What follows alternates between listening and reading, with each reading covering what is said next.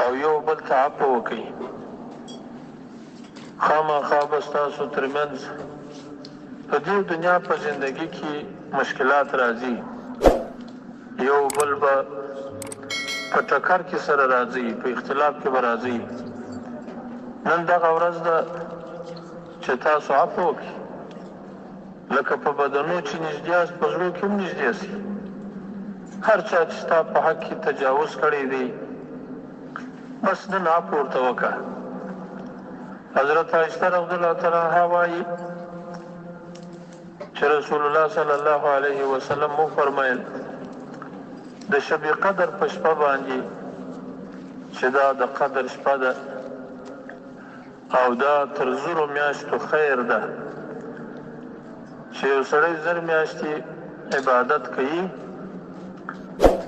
دا شب قدر تر هغو خیر ده. په دې شب قدر کې دغه دعا کوه چې اللهم انک عفو تحب العفو فاعف عنا.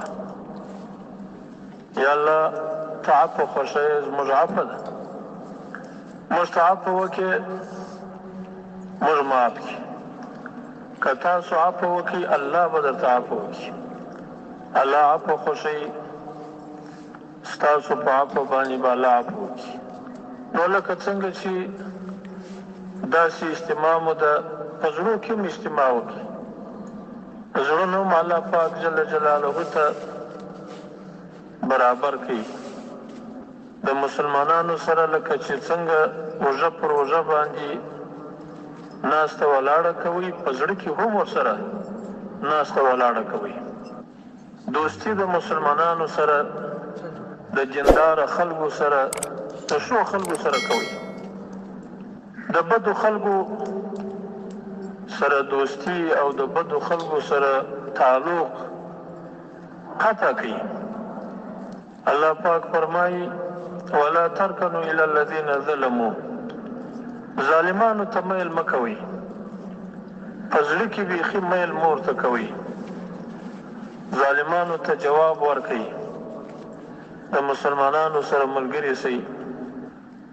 کونو مع صادقین، تاسو سئ د صادقانو د هغه چا سره ملګري سئ چې د هغو قول او عمل سره یو وي، چې څه په خوله باندې وایي په عمل کې هم هغه وي. د هغه چا سره مه ملګري کېږئ چې په خوله باندې یو څه وایي په عمل کې بل څه وي. په خوله باندې د دې دعوه کوي چې زه ستا دوست یم، لیکن په عمل کې دوستی نه بلکې دشمني وي. رسول الله صلی الله علیه وسلم ته به څوک راغی نو بیا دا دعوه کوله، قسم به هم کاوه چې زه اخلاص لرم د دین سره، د اسلام سره، د انسانیت سره، زه ډېر مخلص یم. ښه به ځان برابر کړی و، دعوه به ډېره شیرینه او ډېره خوږه وه.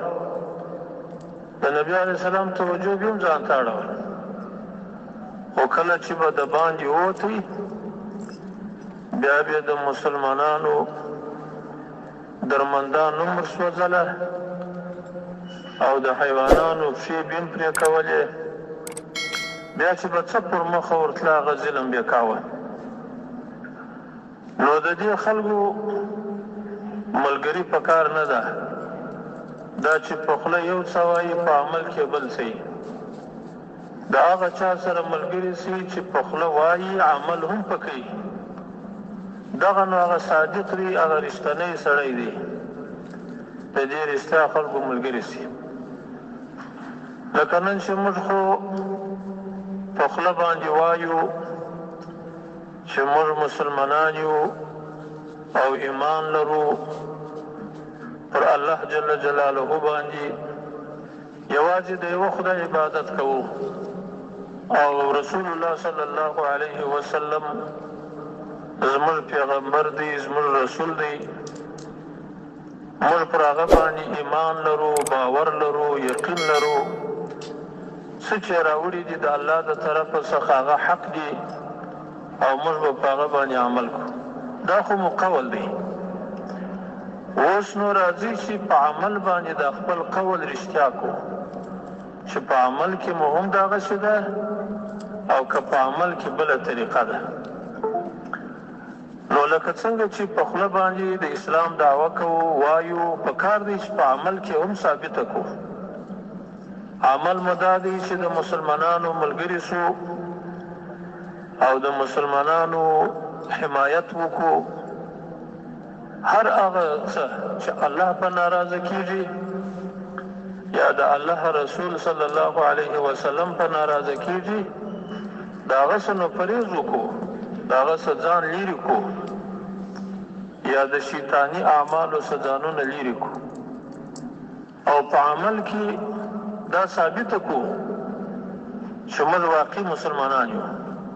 او که خدای ناخواسته په خوله باندې د اسلام دعوه کوو او په عمل کې بیا اسلام نه وي، یا تر هغه حده پورې اسلام منو تر څو چې زموږ مادي ګټې او زموږ دنیایي ګټې پکې خوندي وي، نو تر هغه وخته پورې اسلام سره ځو. او که زموږ مادي او دنیوي ګټې نه وي، بیا نو موږ د اسلام سره رخصت اخلو، بیا موږ په بله خوا پسې ځو چې هلته زموږ دنیایي او مادي ګټې خوندي شي. نو دا خو بیا اسلام نه دی، دا خو بیا خپل د هواو د خواهشت تابعداري و بندګي ده. دا نو د الله بندګي نه ده. الله جل جلاله خو پر دې مسلمان باندې امتحانونه راولي، کله سختي ور باندې راشي، کله اساني ور باندې راشي. په سختي کې صبر کوي، په اساني کې شکر باشي. نیم ایمان شکر دی، نیم ایمان صبر دی. دا چې دواړه سره یو ځای سو نو اسلام او ایمان مکمل شو. یو څو ورځې مخکې پر موږ باندې سختي راوستل الله پاک.